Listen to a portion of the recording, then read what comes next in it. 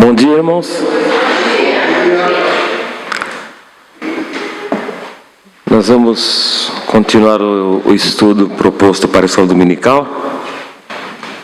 Minha tarefa aqui é falar um pouquinho sobre o livro de primeiro e segundo livro de Reis. Enquanto estava cantando esse louvor, depois do texto que foi lido, ele passa certamente por primeiro e segundo Reis, onde a palavra de Deus tem garantido vitória ao seu povo, aos seus filhos. É uma palavra atemporal, né? Ele tem prometido durante o decorrer da história. E tem muitas bênçãos que nós nem vamos ver. Talvez, se Jesus não voltar antes, lógico. E é um resumo, metade do louvor e do texto lido é um resumo dos temas principais de 1 e 2 Reis. Deus promete vitória ao seu povo, aqueles que seguem, aqueles que estão confiando e cumprindo a palavra de Deus. E no livro de Reis tem uma outra parte. Deus promete juízo contra aqueles que se desviam ou vão para outros deuses. Então, que nós fiquemos aí para nossas vidas, nossos corações, com o hino cantado e com o texto lido. Mas vamos lá ao livro de 1 e 2 Reis. Quando os irmãos começaram lá em Gênesis, Êxodo, Levítico, Deuteronômio, por aí vai, parando em Samuel, há uma narrativa daquilo que Deus quis escrever, daquilo que Deus propôs no coração dos escritores, como, no decorrer da história, como é que Deus agiu. É bom que os irmãos percebam que a atuação de Deus na história, como é que ela se dá. Aqui é uma continuação da história. E certamente houveram milhares de outras coisas na história, mas que não nos interessa nas Escrituras. Não interessou a Deus, não interessou aos escritores colocar outras coisas, talvez importantes, mas sim traçar um caminho pela qual Deus agiu nos tempos, nos períodos, nos milênios, nos primeiros milênios. E 1 e 2 Reis é uma continuação histórica daquilo que os irmãos viram em 1 e 2 Samuel. Ele tem uma continuação. E a continuação não se dá no sentido histórico comum. Ela se dá num sentido histórico, dentro da história, mas num sentido da religião, daquilo que Deus quis. Então, o livro de 1 e 2 Reis é a história do povo de Deus que vai ser contada. Tem milhares de outras histórias, outros escritos não bíblicos. Mas a Bíblia se ocupou, o Espírito Santo inspirou o autor ou o historiador a escrever aquilo que nos interessa, para mostrar o plano de Deus. Mas também é um bom livro de história, porque Deus age na história. É a história de Deus que continua a ser contada. 1º e 2º livro de Reis. O livro de 1º e 2 Reis, o relato continua na época de Davi. Final de 2 Samuel. Ele pega desse período para frente, quando o reino ainda estava unido, existia só um rei, só um reinado. Era o povo judeu inteiro, era Israel inteiro, sob Davi e Salomão. O livro também ele passa, depois da morte de Davi e Salomão, pela divisão do reino.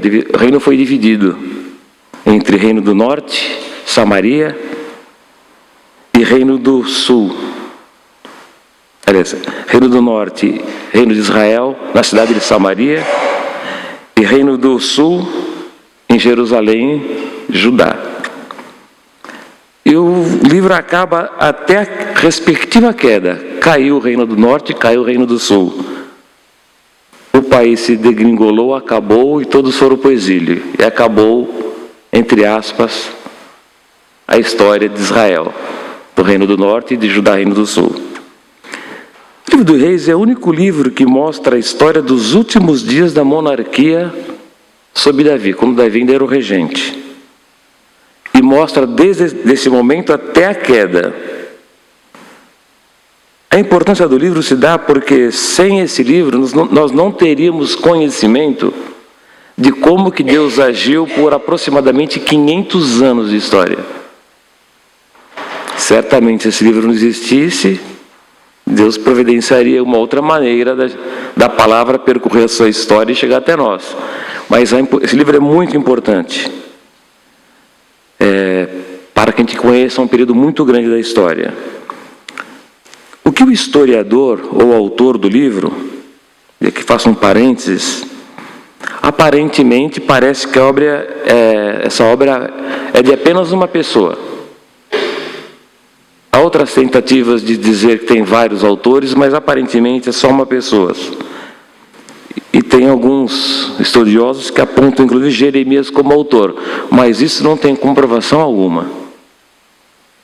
É pelos fatos que ele narra no final dos períodos, teria que ser alguém que já tivesse conhecimento dos fatos e tivesse vivendo aqueles momentos. Mas não há nenhuma afirmativa sobre ser Jeremias. O que o autor, o historiador, pretende é mostrar os reis na história que procuraram governar segundo a lei de Deus.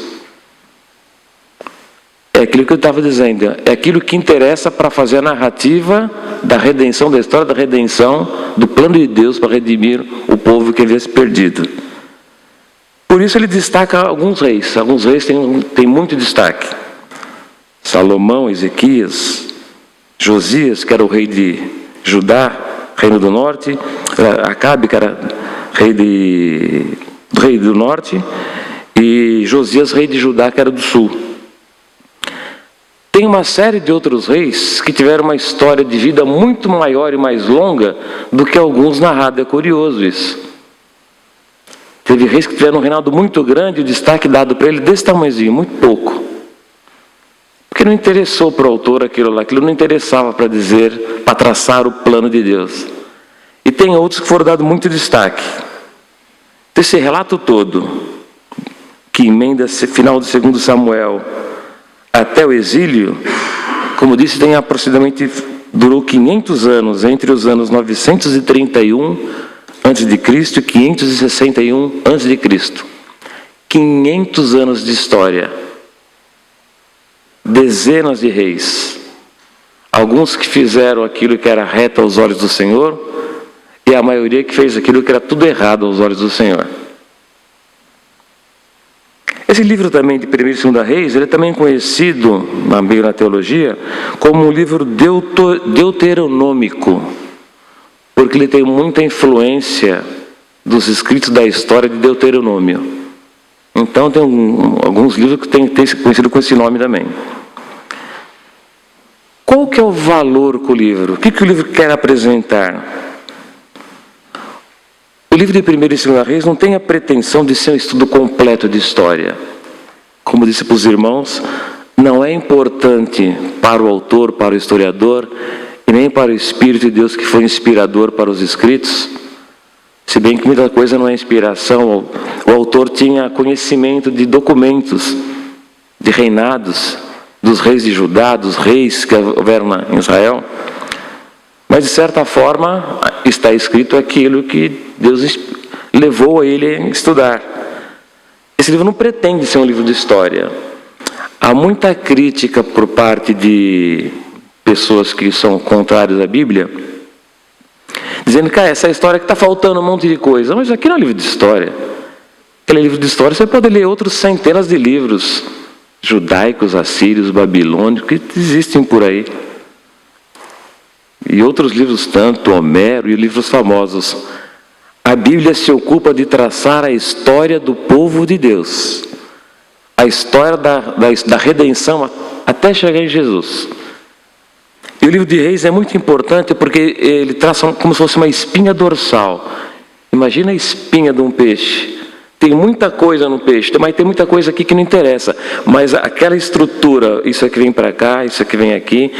O autor ele vai percorrendo a espinha para traçar aquilo que lhe interessa, para explicar plano de Deus. Então não há pretensão do livro ser um estudo completo. A narrativa é realizada através de uma seleção proposital do autor. Os fatos não aconteceram, então, exatamente da maneira como a gente lê. Muita coisa, talvez ele pulou, ele usou um pedacinho, outra coisa ele usou mais. Ele foi feito de uma maneira proposital, a fim de ilustrar o controle superior de Deus sobre a história. Quando os pregadores, o pastor Elias e tantos mais, às vezes dizem que Deus é o Senhor da história, Deus está no controle da história, isso não é uma coisa nova, que é bonita de falar, porque dá peso, força, Deus é Deus da história. É porque, de fato, é muito claro nesse livro que Deus é o Deus da história. As coisas vão acontecer da maneira que Ele quer, da maneira que Ele quis, da maneira que Ele traçou. O controle superior de Deus sobre a história. Por isso que o autor selecionou, com essa intenção de mostrar o Senhor como superior da história, que Ele traçou a vida de alguns reis, deu mais ênfase em alguns, mais importância para alguns, e alguns tiveram mais importância que outros, por exemplo. Davi e Salomão tiveram muito mais importância que Onri, por exemplo. Então o autor propositalmente faz isso para demonstrar que o Senhor, Deus, é o Deus da história. O objetivo é relatar o que lhe interessa. E isso aqui, desculpe a expressão, não é uma espécie de malandragem, vou narrar só o que me interessa. Isso aqui é o método que o historiador usa. Ele precisa chegar num objetivo e ele fala, não, isso aqui não interessa para o objetivo me interessa, tem uma ligação? Tem. Então eu vou por aqui. Isso é um método. Então não há uma espécie aqui, vou falar só o que me interessa, o que não me interessa eu não falo. O que não interessou para a história. Tá bom, irmãos? Qual que é o propósito do livro? Há alguns livros na Bíblia que é muito claro, né? Estas palavras foram escritas para que creiais no nome do Senhor. O objetivo do livro está claro. Em 1º e 2º Reis não está absolutamente nada claro. Em lugar nenhum do livro está declarado qual que é o objetivo do autor. Se percebe que ele quer ilustrar o controle superior de Deus. Mas isso não está escrito em lugar nenhum do livro.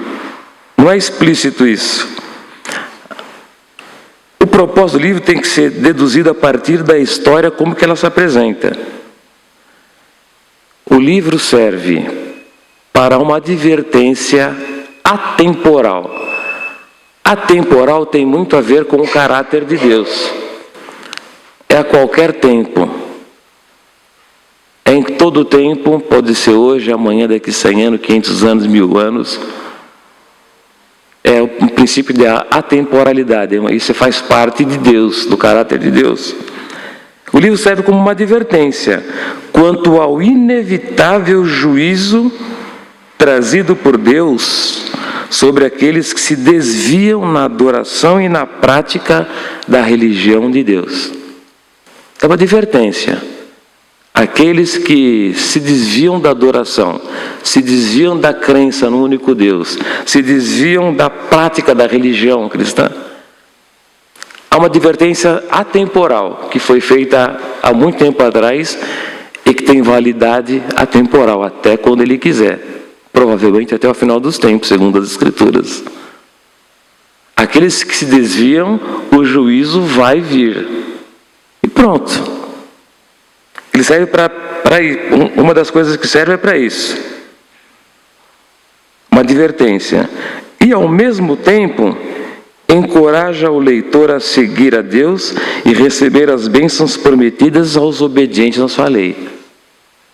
Aqueles que abandonam terão juízo, e aqueles que permanecem na obediência da lei terão vitória. É aí que o hino cantado fala. Muitas lutas, mas aquele que segue firme, a mesma advertência atemporal quanto ao juízo, é a mesma advertência que aquele que segue também receberá de Deus as bênçãos prometidas aos obedientes à sua lei. E o livro também tem uma parte muito importante, que é uma lembrança, é um lembrete do amor e da graça constante de Deus. Nós vamos ver no livro que o reino foi primeiro dividido e depois acabou por completo, porque eles desobedeceram a Deus. Mas certamente durante esses 500 anos houveram muitas pessoas que estavam vivendo ali que obedeceram a Deus e acabaram passando pelos mesmos problemas da advertência, que a coisa ia ficar ruim. Mas certamente houveram muitas pessoas que não, mesmo passando por momentos difíceis, como diz a canção, o Senhor certamente, o Senhor atemporal, os livrou e tem um lugar especial para eles. É um lembrete do amor e da graça de Deus que percorre todo o livro. O livro de Reis não é somente uma crônica histórica.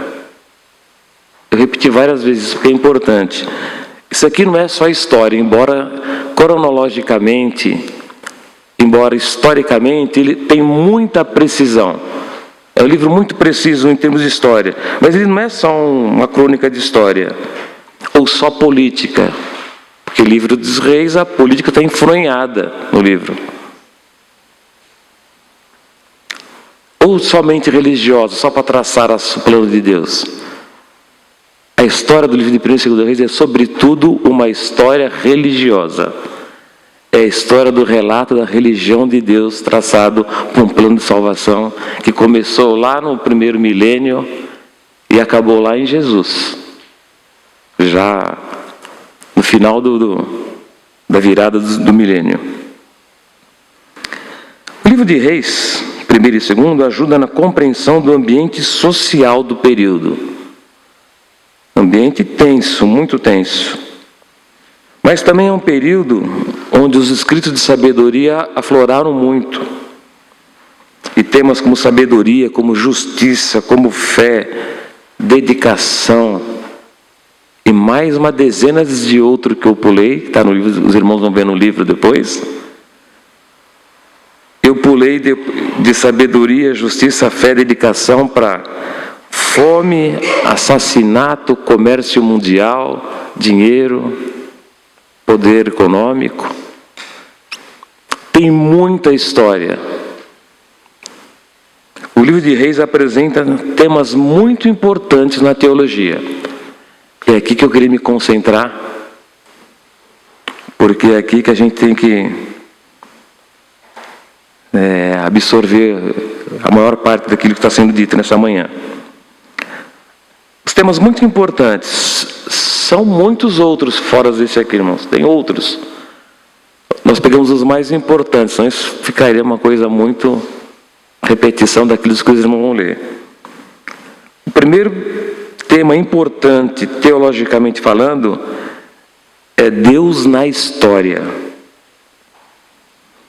Os irmãos vão ler nesse livro, muitas vezes o nome de Javé, Yavé, Adonai, Deus é o Senhor, o único, o Senhor dos exércitos, verdadeiro, incomparável, e vários outros nomes atribuídos a Deus.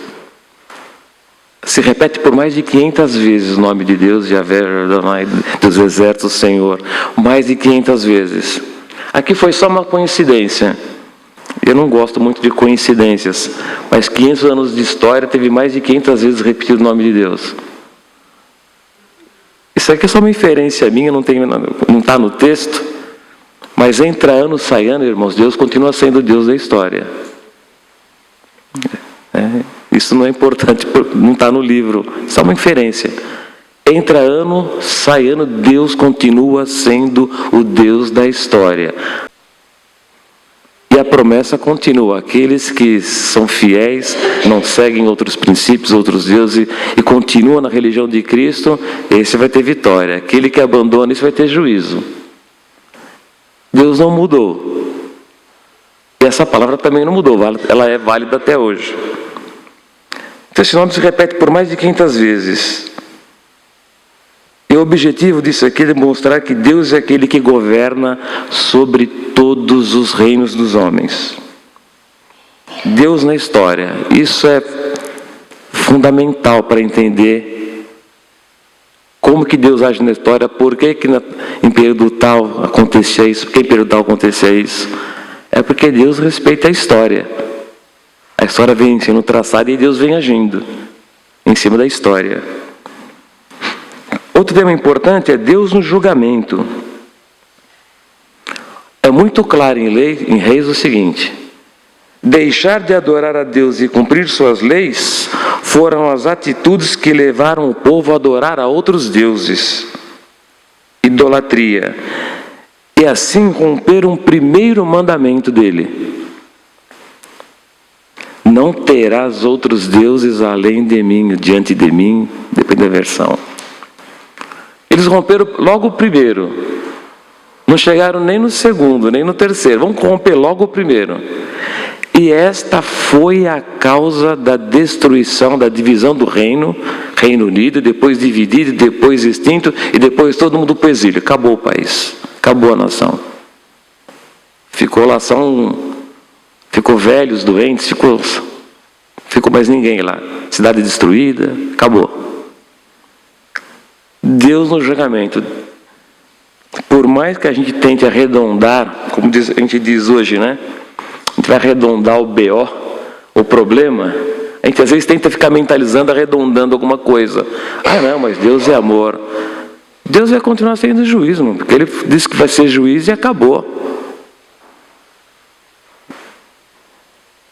Deixar de adorar a Deus e cumprir as leis de Deus foram as atitudes que levaram o povo à ruína, ao fracasso. Certamente esta foi uma ou a razão, talvez tenha sido só a razão, para o juízo que caiu sobre Israel e Judá.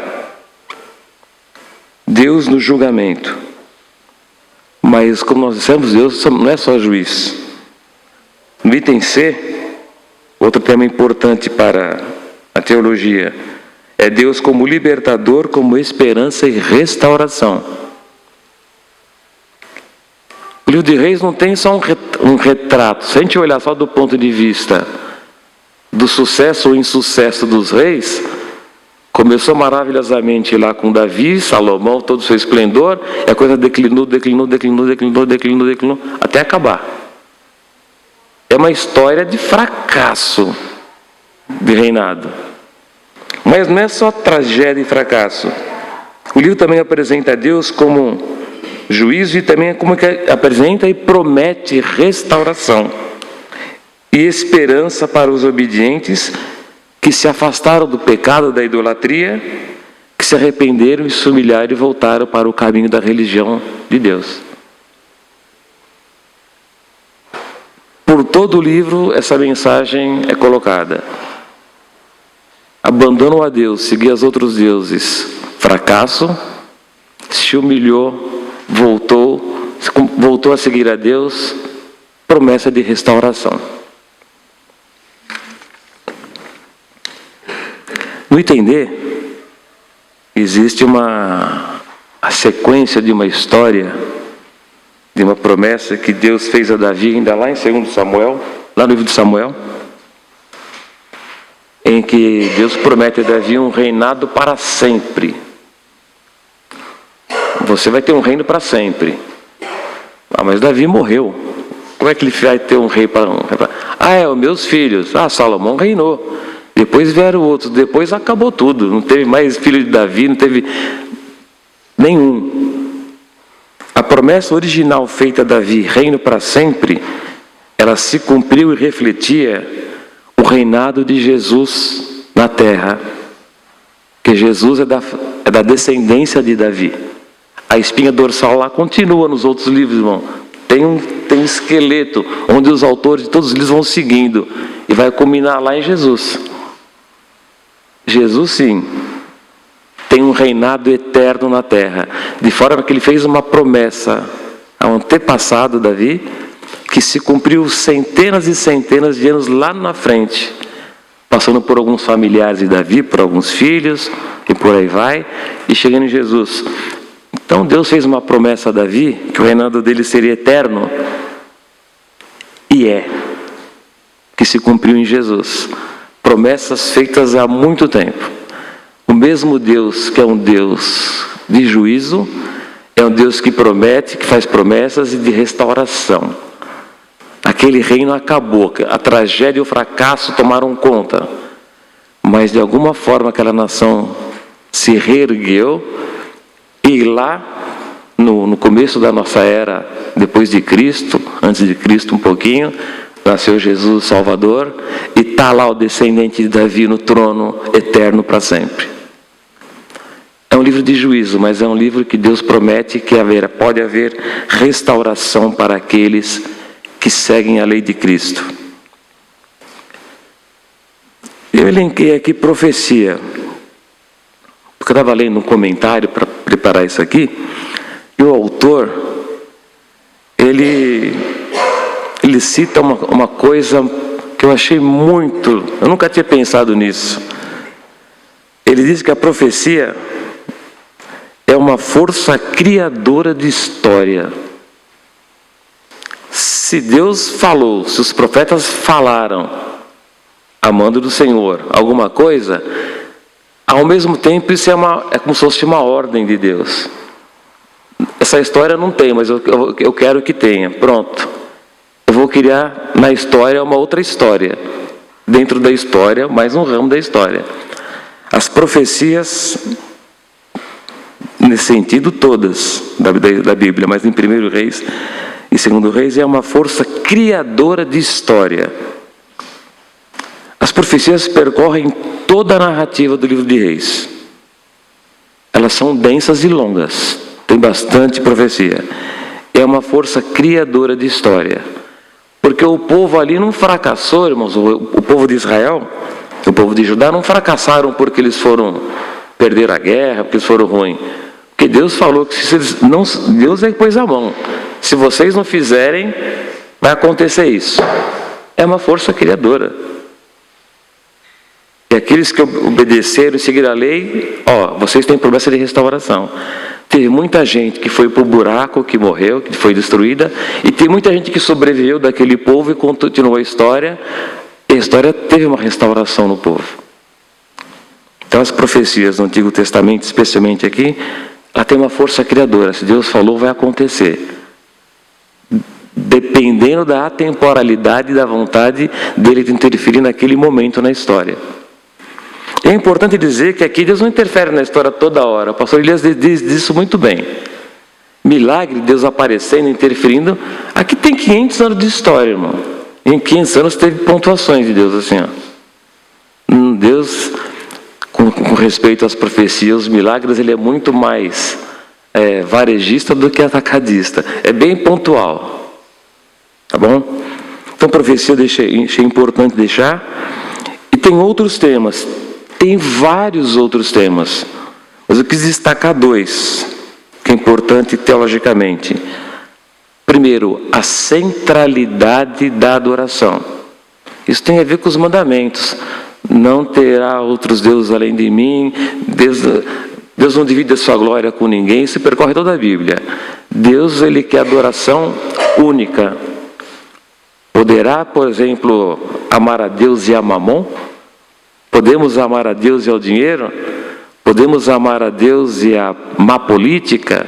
Podemos amar a Deus e os prazeres do mundo? Não, Deus não aceita dividir com ninguém. Há uma centralidade na adoração. Deus quer que ele seja o objeto central da adoração. E o outro que eu achei muito importante é o segundo. O livro valoriza muito mais o indivíduo do que a própria monarquia. Ser rei, ser monarca, ter o poder, é menos importante no livro do que o valor do indivíduo. Porque o texto fala muito claramente assim, embora a monarquia tenha todo esse tempo, e rei tal fez o que era mal aos olhos do Senhor.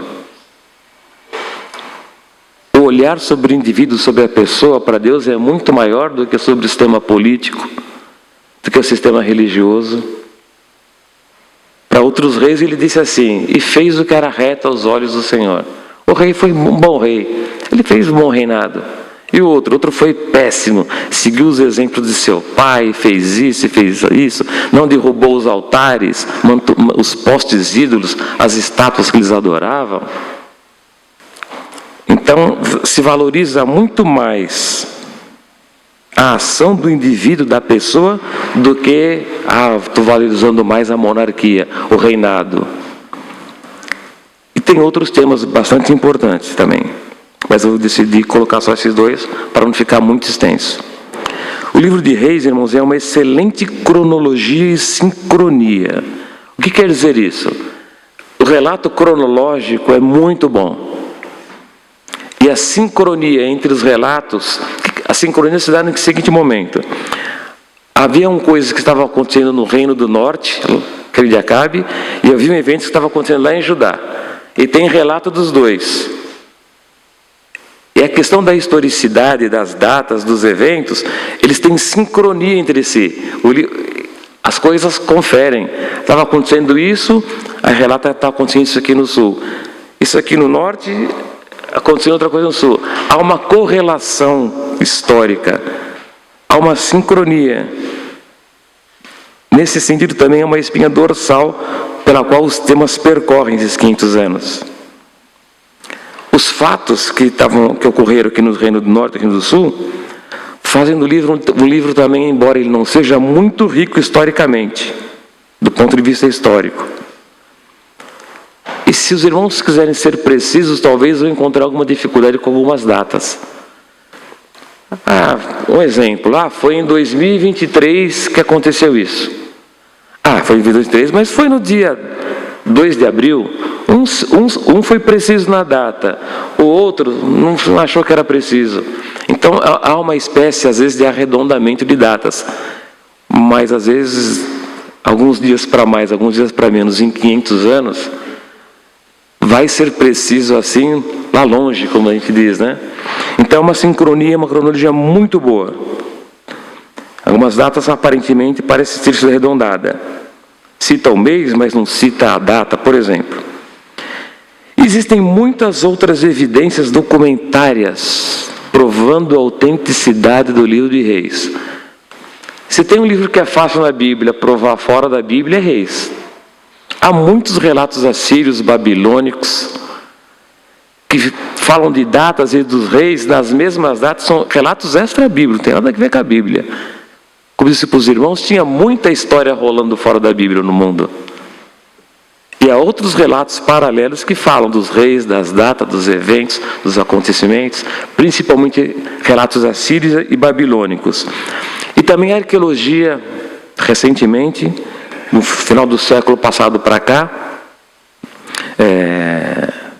escavando na região, achou muitos objetos, desenhos, formas de como construir objetos que batem perfeitamente com a maneira, com o ambiente social que aquele povo vivia.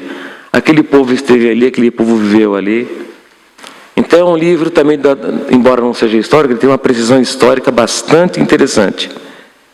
E é um livro onde facilmente se prova a veracidade do livro com provas extras bíblicas, fora da Bíblia. Reis é um livro muito importante, mostra que em todo o tempo Deus está olhando para o seu povo. E no decorrer da história ele vai agir de uma forma ou de outra, a depender de como o seu povo está se comportando. Às vezes eu me pergunto, por que é que Deus teria um rigor tão grande com este povo, e para a gente ele fala assim, não, aquele povo lá tudo bem, ele pode fazer qualquer coisa. A Bíblia diz que Deus não mudou, e nele não há nem mudança, nem sombra de variação. Por que Deus não ia fazer cair juízo atemporal sobre aqueles que não querem seguir a Deus, aqueles que não querem seguir a sua lei? Irmãos, está valendo na íntegra. E por que Deus, que prometeu restauração e sucesso àqueles que seguem sua lei, não está valendo? Também está valendo, atemporalmente, para sempre. De forma que Deus não muda. Essa palavra e os escritos, os ensinos aqui de 1º e 2 Reis, eles valem para nós. Que nós consigamos seguir prosseguindo na lei do Senhor, obedecendo a lei do Senhor e cultuando ao Deus vivo, que em algum momento atemporal, não sabemos quando, Deus promete restauração. E para o povo final, aquele que quando Deus vir buscar em Jesus e seus filhos na terra, atemporalmente falando, uma restauração completa e definitiva. O livro de Reis é muito importante, que tem temas muito importantes. Eu encerro por aqui, eu deixei com os irmãos aí alguns esboços para os irmãos. São esboços tirados ipsis literis aqui de um dos livros que eu pesquisei, que eu tenho em casa. Serve para a gente delimitar isso, o que está dizendo de tal a tal. Os irmãos podem estudar depois em casa. Mas, só para não passar batido totalmente nesses dois esboços, de 1ª e 2ª Reis, eu queria que os irmãos olhassem só o tema. O tema proposto por esse autor que eu escolhi aqui é Glória ao Reino de Salomão e a grande desafio da idolatria. O problema daquele povo lá era a idolatria. Tanto é que eles quebraram o 1º mandamento. Em 2ª Reis, o grande julgamento do Senhor sobre Israel e Judá devido à idolatria. A idolatria vai passar por todo o livro. E depois de 500 anos o povo caiu pela idolatria. Insistiram. E pode insistir quanto quiser, vai dar ruim. Não vai dar certo. Insistir na idolatria, Deus é um Deus atemporal. Não vai dar certo. E insistir na obediência e seguir a Deus, também, atemporalmente falando, é vitória prometida ao povo de Deus, não só hoje nas nossas lutas, como foi cantado no louvor, mas para sempre, um dia com o Senhor. Espero que os irmãos tenham compreendido aquilo que eu quis dizer. Eu agradeço a oportunidade em nome de Jesus. Amém?